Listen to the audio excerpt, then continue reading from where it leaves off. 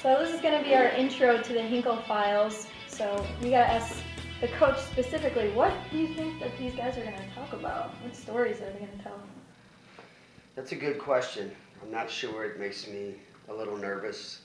I spent a lot of time with a lot of them, and then some of them I haven't because they're relatively new, but it could be stories from the room, on trips, the office. I just don't know. It makes me nervous. Yeah, you got some goofy guys, so would you say the majority is probably going to be funny? Hopefully they're funny. We can all laugh, and could be things that come out of my mouth sometimes. Even I wonder where they came from and what it meant. Some of my tweets, I don't know. But Which reminds me, can you say picnic for me? Picnic. Okay. That's one of those. That's a story I've heard before, even right. this situation. I just had to get that through. Yeah, So that's a Hamiltucky slang, Hamilton, Ohio, my birthplace, and that's how we say picnic. well, you know what? It makes them laugh, so why not? Right. So what kind of relationship do you have with these guys? Obviously, it's closer than probably most coaches. Yeah, I'd like to think it is. I think in our sport, I think mine's built on a foundation that I had with my coaches.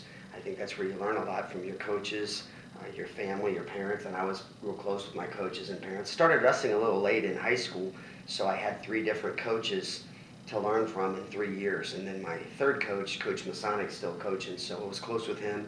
And then, of course, my coach here, Bill Trujillo, we had a really good relationship. So I just kind of took that stuff, and that's how I try to be with them. I want it to be a lifelong relationship, through good and bad. I mean, some of the toughest things I've had to do in coaching have been tell wrestlers certain things, or give them bad news or whatever. But that builds the strength of the relationship over time.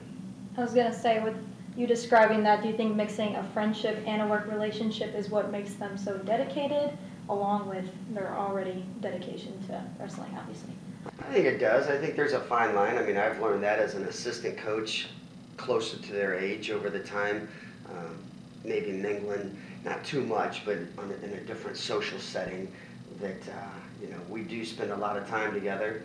Sometimes I tell people, sometimes you're almost with your team more than your own family, but having the right guys to be around as you recruit them, I mean, it's enjoyable. And I've learned over the years too that it's nice to be able to be with them, and not always the competitive setting, a practice or a match, and to be able to be yourself, whether it's doing a rock course or stopping in at their house, and whatever. But I think that builds on the relationship too.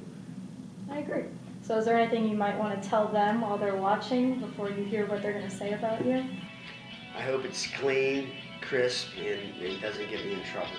That's what I hope. Don't get Coach in trouble, guys. All right, thanks, Coach.